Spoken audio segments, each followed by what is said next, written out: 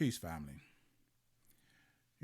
As I sit back here and watch the moral decay of this country, I'm here to finally admit that even I, a person who have said that no one has a lower opinion of this country, this government, its business and political leaders than me, even I am shocked at the depth of immorality, the indecency, the inhumanity, the insensitivity.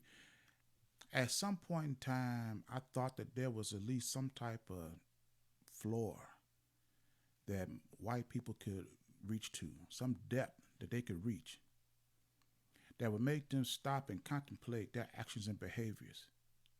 But ever since United States decided to join forces with Israel to attack Iran, I realize now, and I hope that a lot of other black people start to realize the same thing, that there is no depth of immorality for whites. There is no floor. As a matter of fact, I don't believe there ever has been one. I'm in this Uber the other day, and this guy's talking. He want to talk about Donald Trump, and he says that Donald Trump has some balls. I said, "Well, how do you figure that?" He said, "Well, Iran has been messing with America since 1979. Donald Trump finally, come in there. He's going to do what's right and do whatever to do. He got the courage to do what other presidents couldn't have done or wouldn't have done." And I said, let me say this. When did Donald Trump develop this characteristic? Because, see, when he was in the private sector, we see the remnants of his actions and behaviors. This man couldn't qualify for a loan because he couldn't honor the repayment programs to any financial institution. This man could not apply for a loan in the United States of America. He's had and working on 3 failed marriages. He's bankrupted himself a half a dozen times or so. He's bankrupted several businesses, 2 casinos. He was found guilty of scamming children of cancer treatment from a charity that he had. He's not even allowed to have a charity in this country. He was found guilty of housing discrimination against black people. And that was just before he ran for president of the United States. Since then, we've come to now realize the fact that this man has been participating in global sex trafficking. He's a pedophile. Tell me, when did Donald Trump develop this characteristic to come in and start doing things that's right that other people were too afraid or unwilling to do? When did Donald Trump display this characteristic? And how is he developing it now that he's 80 years of age? He's older, and in my reputation dealing with the elderly, the older they get, the meaner they get. When did Donald Trump develop this characteristic? His response was, well, I never thought of it like that. And I said, you know why? Because, see, white people love to see themselves in power and authority. You have excused the actions and behaviors of this country, its political, its business leaders, political leaders. As long as you see your white face in place of power and authority, you excuse all of it. So what do you do now? So he throws his hands up in the air. I said, what does that mean? He said, well, the government is out there, you can't control them, so what can you do? I say, well, the fact of the matter is, this is your government. You look like them, they represent you, or at least they're supposed to. What do you mean? You just can't just throw your hands up in the air and let the government run amok? I said, look at it like this. Let's say you had a dog, and that dog was loyal to you. It would sit when you say sit, lay down when you say lay down, roll over, shake your hand and all. But it has to be in close proximity of you for it to obey you. That would be your dog. And as you progress through life with your dog, as your dog run ahead, and if it get too far, you will stop it, call it back.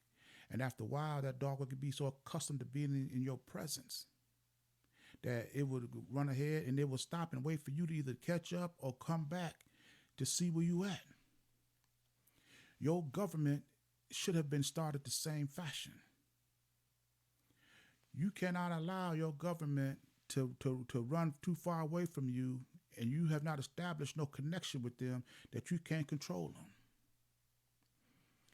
So let's say your dog runs away 50, 75, 100, 150, 200, 250 yards away. Do you think that dog is going to be still controllable? Do you think that dog is going to stop, sit, lay down, roll over at your command? Of course not. It's going to be almost impossible. Now let's relate this dog to the government. Let's say you had a system of government. For instead of yards, we're going to look at years. Over the last 250 years, this government has been out of your control, out of your sight. How on earth do you think that you're going to now control this government? And let's say for some reason that you call out to your dog, that you call out to your government, and it comes back to you after 250 years. Now, instead of the government, the dog that you sent away, now this dog, they multiplied it and they had puppies, it branched out. This system of government has grew different departments. All these things have developed without your say, without your input, without your influence. You don't know who has been manipulating this government, who's been controlling them, who's been feeding them, nothing. How do you embrace this dog back into your arms? How do you embrace this system of government back into your community? But all you know now is that you are accountable to the government. They dictate laws and practices over your community. How do you do that? How do you rein them in? So you can't now not just throw your hands up in the air and let them go. What you gonna do? Just get another dog? Just get another system of government and leave them out there just running amok? That's ridiculous. And now we see your system of government now when it comes back. We see now because you have not held your system of government accountable. Their actions and behaviors is more immoral than the people they're supposed to represent. Here you got Donald Trump connected to sex trafficking of young children. He's a pedophile.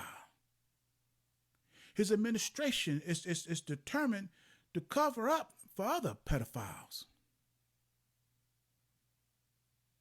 They come back worse than they was when they left first. You know what? And now you just want to, they're just out of control. You're just going to let them go. You know,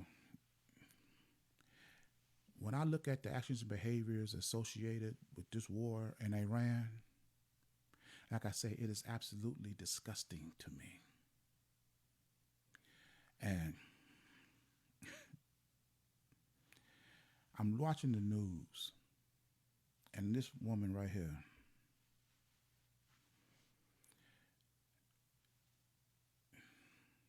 let's just listen to what this woman has to say about what the transaction that's happening in this war, and we're going to talk about it on the other side. Watch this. About the most, but Tashawn's quite not really talked about that much publicly, or in his phone calls with reporters. But it would seem that bringing a majority of the Iranian people along with the military effort would be important, and that a strike on a girls' school where 130 school-age little girls die would be the kind of thing you'd really want to, again, strategically, if it was a mistake, admit the mistake, apologize, and go about the other strategic objectives. I mean, what do you think? This woman here, white woman, could be, probably is a mother. You just sat up on national TV and said that when this school in Iran had been bombed and nobody knew who it was,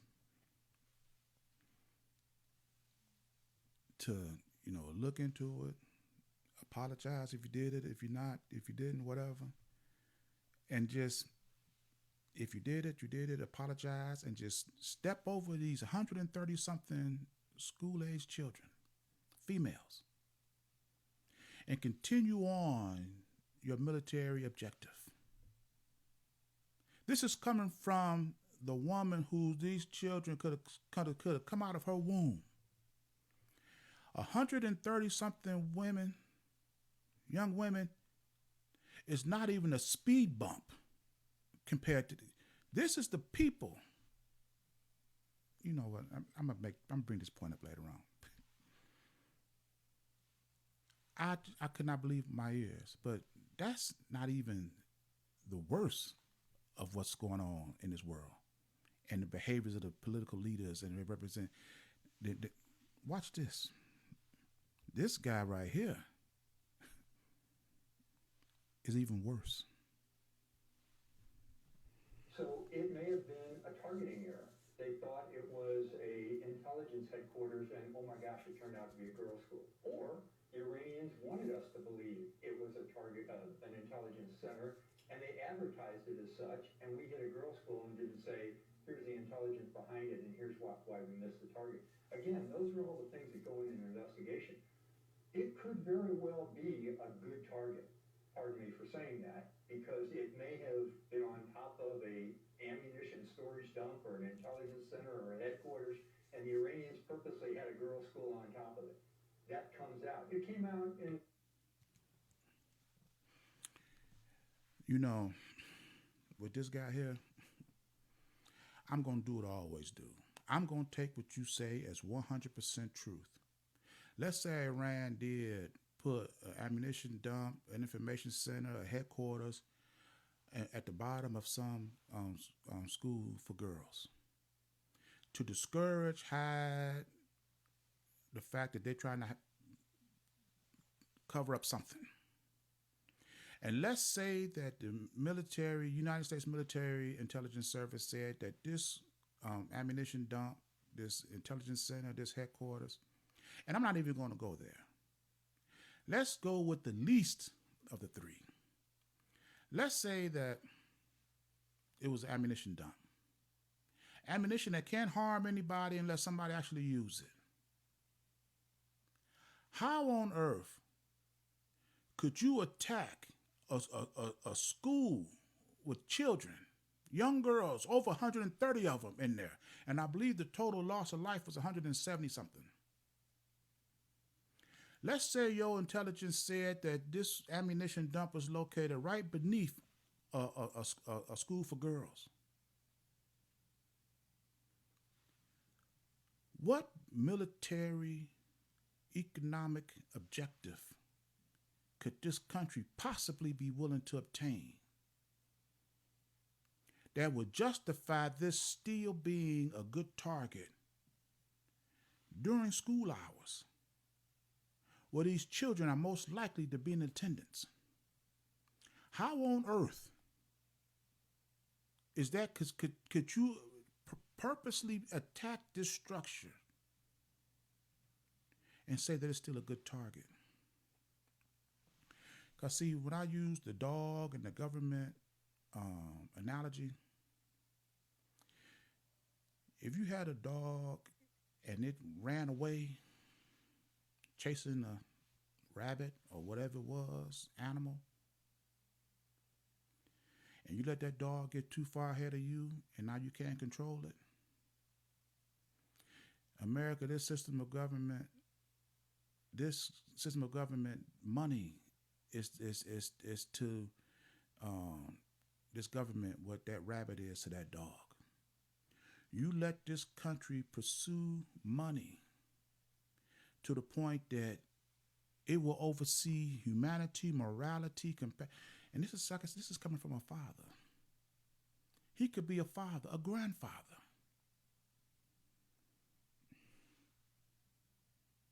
And these are the people that's in charge of this system of government right now.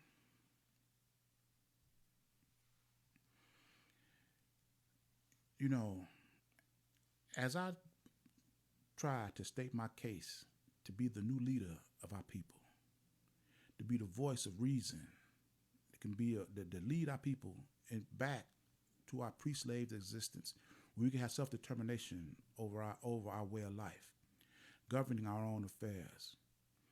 And my system, my organization, Citizens of the African Order, can be that organization that can gather up all our resources, information, history, and bring about a reality to our people that for ourselves that no one else would have ever did for us. What are you going to attach as black people? What are we going to attach our hopes and dreams to our ability to live the most dignified existence that we can have? Are we going to attach it to people like this? Are we going to attach it to a system of government like this? Are we going to attach it to political and business leaders like this? That would you could actually bomb a school purposely, even if the enemy made you believe that it was, and you could still do that. And this is what you're going to attach your hopes and dreams to for your children and your grandchildren. Black people, I say no. I say we don't have to. And how we go about separating ourselves from this system is by doing the things that white people weren't able to do. Build a system of government that's accountable to the people. To build a system of government that we can control. Build a system of government that we has a mutual benefit. This system of government is out for themselves. Ask yourself, what American interests could they possibly be serving? You have 50% of the population in this country at, near, or below poverty. They 1 to 2 paychecks away from being homeless.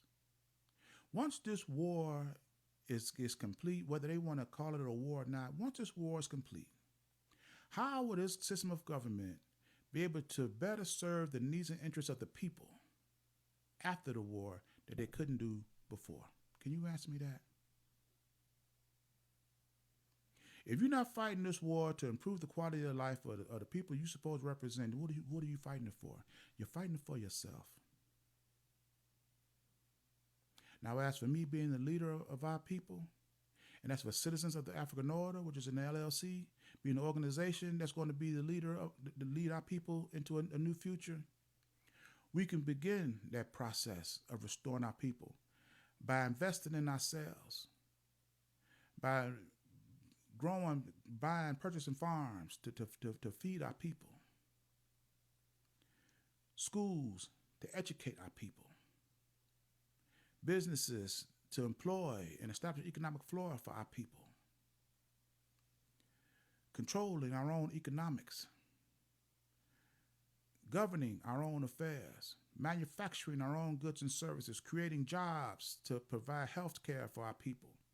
Not only clinics and hospitals to provide the care, but we can prioritize our people by hiring them, also giving them livable wages, affordable cost of living. This is what we could be doing. Growing farms to not, like I said, not only feed our people, but to feed our food industries.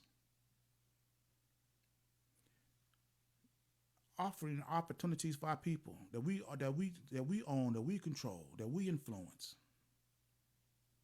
And as we employ our people, we hold ourselves accountable. We have our leaders that live in our own community. This is how you have a system of government that's accountable to the people. They must be amongst the people. You know, a lot of people look at their influences on what put them on the path of on where they were. One of the things that influenced me was Wakanda, Black Panther. And the thing that fascinated me about that is, I had hoped to God that Wakanda was an actual country in Africa. And once I found out that it wasn't, I said, well, Wakanda may be a fictional country, but we can still make it a reality. And the thing that fascinated me about Wakanda was I seen beautiful black men, black women living in the community where they had their political leaders walking amongst the people with minimum to no security. You had your areas where you had technological communities right next to rural areas working together. People going about their daily, having purpose for their life. All living up. Why can't we make this a reality? Do you think that there's anywhere on earth that Donald Trump or any president other than Barack Obama could walk amongst a community after passing laws and legislation that's only benefiting 1% of the population? Do you think they could walk around the community with the same amount of security that T'Challa walked around Wakanda with? It's impossible. Because, see, if the people was up under my leadership and they were citizens of the African order, they would know the first protection for your political leaders is not no Secret Service. It's not no armed forces. It is the laws, the policies, and the legislation that they pass for the people. When you support a system of government that support the people, you elevate the quality of their life for the people. You give them purpose, you give them guidance, you give them direction. And the people are accepting of it. They benefit from it. You have not seen or heard anything like that in this country. And just because they did not give it to us, that don't mean we are not worthy of it. This is why I created this channel. This is why I created this organization. And this is why I feel I'm the one capable of leading it and my people. And I just hope that, like I say, I've just crossed over the 700 video threshold of my YouTube channel. And God forbid, I never thought that it would take this many videos and I will still be in the convincing era of this phase of this project to get us to do for ourselves. When you look at, like I said, when you look at the inhumane treatment that these people are perpetrating that's going on in Iran right now, nobody know what they're there for. Nobody know how long it's going to take. Nobody know how long it's going to get. And your cost of living is going up higher and higher. And this man does not have not 1 ounce of sympathy, empathy for the people. This is not going to stop unless we stop it. And it's definitely not going to stop as long as we are fighting to participate in the continuation of this system and the way they do business. We got to start an era of doing business on our own terms, having businesses in our communities where we could establish our own laws, our own standards to protect our own way of life. You're not going to get this from any other channel, from any other organization, from any other leader in this country, but right here. You know what? I didn't mean for this video to go this long, but this is just a passion that I have for this mission, this purpose, and the love I have for my people. But I'm in this video here. And as always, these are my thoughts, my opinions. I invite you to leave yours in the comments, and I will see you in my next video. Ashe.